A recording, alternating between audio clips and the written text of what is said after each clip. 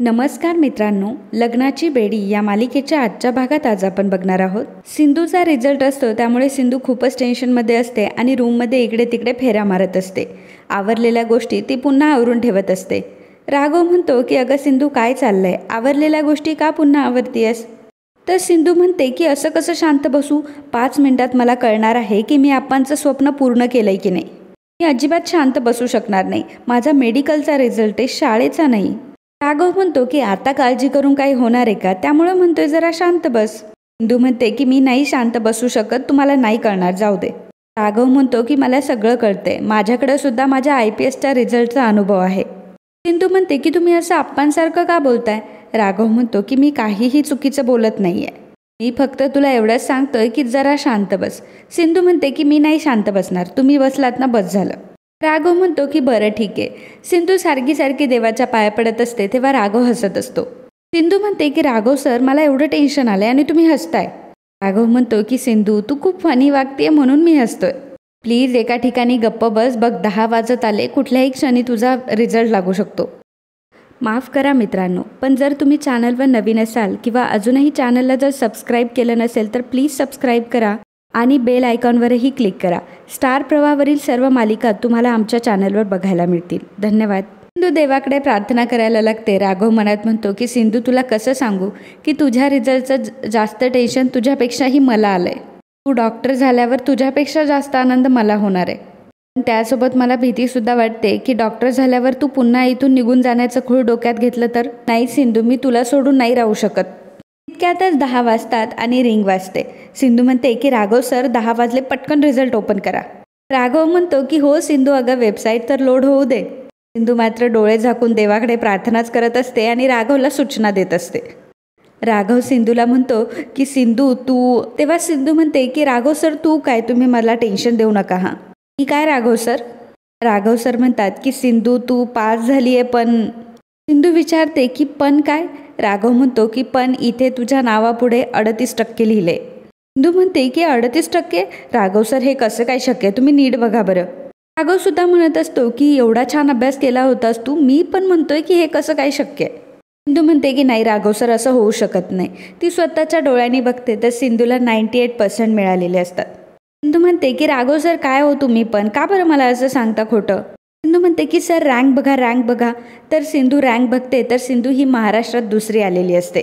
सिंधू राघवला घेऊन गोल गोल फिरत असते आणि राघवला ती मिठी मारते. सिंधू एवढी खुश असते की राघवच्या गालावर ती किस करून देते. राघव मात्र सिंधूकडेच बघत असतो. सिंधूला मात्र ते समजलेलं नसतं कारण ती हॅप्पी असताना तिने हे सर्व केलेलं असतं.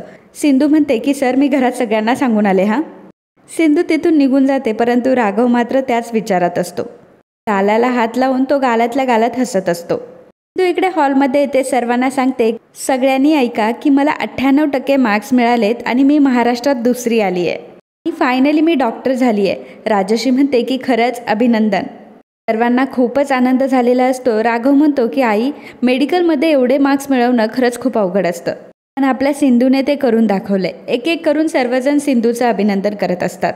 राजश्री म्हणते की सिंधू, मला आज तुझा खूप अभिमान वाटतोय, आज तू रत्नपारखींचं नाव मोठं केलंयस. सिंधू ही खूप खुश असते. सिंधू म्हणते की फायनली आता माझ्या नावासमोर डॉक्टर लागणार, डॉक्टर सिंधू सावंत. तर रुक्मिणी म्हणते की आता काय म्हटले मी ऐकलंस ना, तू रत्नपारखींचं नाव मोठं केलंयस, तू या घरची सून आहे, म्हणजे तुझं नाव काय आहे? डॉक्टर सिंधू राघव रत्नपारखी. राघव म्हणतो की तिला आवडेल ते नाव लावेल ती, आपल्यासाठी काय महत्त्वाचं आहे, सिंधू डॉक्टर झाली आहे. सर्वजण सिंधूचं अगदी भरभरून कौतुक करत असतात. राजश्री तर सिंधूचे दृष्ट काढण्यासाठी तिला काळा टीका पण लावते. सिंधूचं एवढं कौतुक होताना बघून राणीचा चेहरा मात्र खूप पडलेला असतो. रुक्मिणी म्हणते की राजश्री, आज जरा देवासमोर साखर ठेव आणि आज गोडाचा शिरा पण होऊन जाऊ देत आणि आज सगळा स्वयंपाक हा सिंधूच्या आवडीचा करायचा आहे. आणि मनात म्हणते की डॉक्टरच तर झाली आहे ना, एवढं काय डोक्यावर बसवायचं सिंधूला. मी या अशा वागतात ना म्हणूनच ती शेपारली आहे, सगळे सिंधू सिंधू करायला लागतात. काया म्हणतो की सिंधू तू खरंच खूप ग्रेट आहे, आता मला या क्षणाला खूप अभिमान वाटतोय तुझा. ऑल द बेस्ट आणि कीप इट अप. आणि पार्टी तर आता व्हायलाच हवी. ऋतुराज म्हणतो की कसली पार्टी?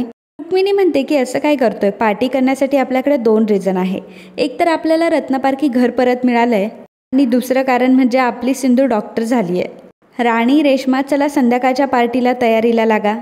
तर राणी म्हणते की मामी अहो तुम्ही असं काय करताय, तुम्हाला पार्टी वगैरे करायला आवडत नाही ना. रुक्मिणी म्हणते की पण तुम्हाला सगळ्यांना आवडतं ना. आणि आता मला एक गोष्ट कळली आहे, म्हणजे सिंधूकडनंच कळली आहे. इतरांच्या घरातच आपला आनंद असतो. आपल्या घरात पहिल्यांदा कोणीतरी डॉक्टर झालंय. सिंधूचं यश आपण सर्वजण साजरे करूयात आणि आजची पार्टी एकदम जल्लोषात होऊन जाऊ देत. राघव म्हणतो की बरोबर आहे काकू तुझं, खूप दिवस झाले आपल्या घरात पार्टी नाही झाली, त्याच्यामुळे आपण थोडं तरी जल्लोष करायलाच हवा. इकडे सिंधू रेडी झालेली असते, ती खूप सुंदर दिसत असते. राघव म्हणतो की डॉक्टरकीचं तेज झळतंय तुझ्या चेहऱ्यावर, खूप सुंदर दिसतेय आणि हा जो आनंद तुझ्या चेहऱ्यावरून ओसंडून वाहतोय ना, त्यामुळे तू जास्त सुंदर दिसतेयस. तेव्हा सिंधू म्हणते की पण हा आनंद तुमच्यामुळेच आलाय माझ्या आयुष्यात. राघव सर, पण तुम्ही आज माझ्या पाठीशी उभी नसताना मी डॉक्टर होऊ शकले नसते. तुम्ही माझं आणि माझ्या अण्णांचं स्वप्न पूर्ण केलं आहे. खरंच थँक्यू सो मच. राघव म्हणतो की हा तुझ्या मनाचा मोठेपणा आहे, पण खरं म्हटलं तर सगळी मेहनत तूच केली आहेस. अभ्यास करून कष्ट करून तू पास झाली आहेस. त्यात तुझी जिद्द आणि आप्पांचा आशीर्वाद ह्या 2 गोष्टी महत्त्वाच्या होत्या. एनिवे तू डॉक्टर झाली आहे यातच मला खूप आनंद आहे. सिंधू म्हणते की मला आज 2 गोष्टीचा आनंद झाला आहे. एक म्हणजे मी डॉक्टर झाली आहे आणि दुसरं म्हणजे काकूने पार्टी ठेवण्याची परमिशन दिली आहे. सिंधू म्हणते की त्या कारणाने घरातले सगळेजण एकत्र तरी येतील. तर इकडे पार्टीची सगळी तयारी झालेली असते. राघव आणि सिंधू देखील तिथे येतात. राजश्री म्हणते की सिंधू छान दिसतेस आणि मी आज सर्व तुझ्या आवडीचं जेवण बनवलंय, पावभाजी आणि गुलाबजाम. मिनी म्हणते की नवीन सरपंचबाई आजच्या पार्टीचा बेत काय, म्हणजे आपल्याला आज नक्की करायचं काय. सिंधू म्हणते की आज आपण जेवणाच्या आधी सर्वजण कपल गेम खेळूयात.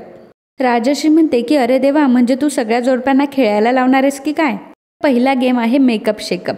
सगळ्या बायकांनी खुर्चीवर बसायचं आणि त्यांच्या नवऱ्याने त्यांचा मेकअप करायचा. तुम्ही सर्वजण तर म्हणता ना की बायकांना रेडी व्हायला खूप टाईम लागतो, मग आज आपण बघूयात की तुम्ही किती टायमात त्यांना रेडी करता. सगळे दागिने अगदी व्यवस्थित घातले गेले पाहिजे आणि सगळ्यांचा मेकअप अगदी छान झाला पाहिजे. आणि सगळ्यात कोण छान दिसतंय हे काकू ठरवणार. ऋतुजा म्हणते की ए बाई, आमच्या ह्यांना काही जमणार आहे का, तुम्ही मुलं खेळा, आम्हाला काही नाही जमणार. सिंधू म्हणते की असं कसं, सगळ्यांनी खेळलं पाहिजे आणि मेकअपच करायला पाहिजे असं काही नाही आहे. तुमच्या नवऱ्याला तुम्ही जसे आवडतात तसं केलं तरी चालेल. आणि म्हणते की अगं सिंधू, पण तू कशाला एवढा फोर्स करतेयस, इनफॅक्ट मला सुद्धा खेळण्याची इच्छा नाही आहे.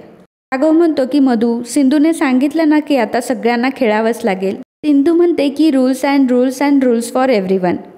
तर राणी म्हणते की कोणी बनवले हे रूल्स आणि तू का उगाच फोर्स करतेयस. राघव म्हणतो की तोंड सांभाळून बोल मधू, इतकं काय बोललीये तू, इतकं चिडतीये तिच्यावर. सगळ्यांना एकमेकांसोबत वेळ घालता यावा म्हणून तर बोलतीये ना ती. आणि जर तुला इतका त्रास होणार होता तर यायचंच नव्हतं. म्हणतो की अरे राघव तू काय बोलतोयस. राघव म्हणतो की मी काहीही चुकीचं बोलत नाही.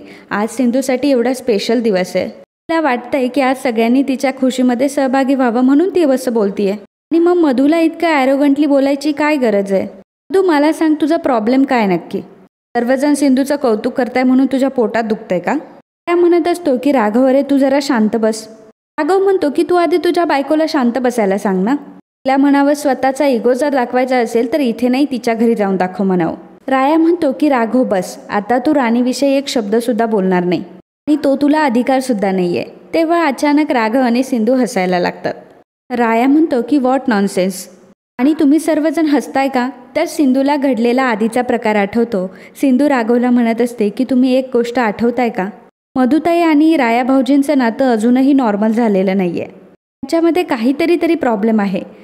तर राघव म्हणतो की हो मी सुद्धा ऑब्झर्व केलं आहे ते, बट सिंधू ही त्यांच्यातली खूप पर्सनल गोष्ट आहे, आपण काय करू शकतो. सिंधू म्हणते की असं कसं राघव सर, आपण काहीतरी करायला हवं ना. राया भाऊजींचं मधुताईंवर खूप प्रेम आहे, त्यांच्या डोळ्यातच दिसतं. राघव म्हणतो की मधू ही मधू आहे, त्यामुळे आपण इंटरफेअर न केलेलंच बरं. सिंधू म्हणते की मला असं वाटतंय की आपण त्यांच्यासाठी काहीतरी करायला हवंय, पण त्यांना दोघांना एकत्र आणलं पाहिजे आणि यासाठी माझ्याकडे एक प्लॅन आहे. पण राया भाऊजींवर ट्रिगर करायचं. जे आता आपण बाहेर सर्वजण जमलो ना तर तुम्ही मधुताईंवर खूप रागवायचं, असं काहीतरी करायचं की ज्यामुळे राया भाऊजींना राग आला पाहिजे. राघव म्हणतो की आर यू मॅड. सिंधू म्हणते की तुम्ही जर असं केलं तर राया भाऊजींना राग येईल. मग राया भाऊजी सर्वांसमोर मधुताईंची बाजू घेऊन तुमच्याशी भांडतील आणि मग ते बघून मधुताईंना छान वाटेल ना, आणि मग आपण त्या दोघांना कपल गेम खेळायला लावू. राघव म्हणतो की तुझी आयडिया तर चांगली आहे, पण मला नाही वाटत की मधू हो म्हणेल. सिंधू म्हणते की तेच तर आपलं काम आहे ना, त्या दोघांना जवळ आणणं आणि तयार करणं.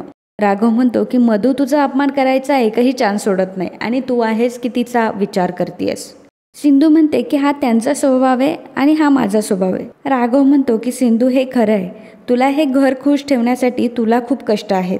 सिंधू म्हणते की कठीण आहे पण अशक्य नाही ना, आणि आपण ते प्रयत्न करायलाच हवे. आता आपण मिशन मधू रायावर फोकस करूया. तर इकडे राघव रायाला म्हणत असतो की मला हेच प्रूव्ह करायचं होतं की तुला मधूची किती काळजी आहे. राया म्हणतो की ऑफकोर्स असणारच, ती माझी बायको आहे. राघव म्हणतो की अरे हो, पण ही गोष्ट तिला तर कळायला हवी ना. बघितलंस मधू, रायाचं तुझ्यावर किती प्रेम आहे. आता तरी जरा रायाचा विचार कर आणि निदान सिंधूसाठी नाही तर रायासाठी तरी या स्पर्धेत पार्टिसिपेट कर. राया म्हणतो की ती नक्कीच खेळेल, पण प्लीज तू तिला जज करू नकोस. राणी आता सर्वांना दाखवून दे की आपलं नातं खरं आहे की खोटं आहे. मिनी म्हणते आता खरंच सुरुवात करूयात का. सिंधू म्हणते की चला रिषभ आता सेटअप चेंज करूयात का. इकडे सर्व नवरे त्यांच्या बायकांचा मेकअप करत असतात. ऋतुराज ब्लशचं पॅलेट उचलतो आणि ऋतुजाच्या चेहऱ्यावर लावत असतो. तेव्हा ऋतुजा म्हणते की अहो हे लिपस्टिक आहे का, ब्लश आहे ब्लश. ऋतुराज म्हणतो की ब्लश म्हणजे. ऋतुजा म्हणते की तुम्ही राहू द्या, मी करेल माझा स्वतःच्या स्वतः. मी म्हणते की चिटिंग अजिबात करायची नाही ऋतुजा, आणि ऋतुराज तू जरा बायकोकडे लक्ष दे. ऋतुजा म्हणते की स्वतःला तर जमत नाही आहे ना, त्या रिषभकडे बघून तरी करा, त्याला बरोबर येते करता. सर्वजण अगदी मन लावून त्यांच्या बायकोंना सजवत असतात. सिंधू राघवला म्हणते की जास्त मेकअप करू नका हा, आपल्याला राया भाऊजी आणि मधुताईंना जिंकवायचे. तर राघव सिंधूला सांगतो की डोळे बंद कर बरं. सिंधू डोळे बंद करते. राघव म्हणतो की खरं सांगायचं तर तुला मेकअपची अजिबात गरज नाही आहे, अशीच खूप सुंदर दिसते. तेव्हा सिंधू मात्र फार प्रेमाने राघवकडे बघत असते. आणि मित्रांनो, आजचा हा भाग इथे संपतो. पुढील भागात आपल्याला पाहायला मिळणार आहे सिंधू राघवला बोलावून घेते. राघव म्हणतो की तू एवढं अर्जंटली मला का बोलवलंस. तू म्हणते की मला तुमच्यासोबत खूप महत्त्वाचं बोलायचं आहे. माझ्या आप्पांचं आणि माझं जे स्वप्न होतं ते तुम्ही पूर्ण केलं. राघव सर, मी फक्त तुमच्यामुळे डॉक्टर बनू शकले.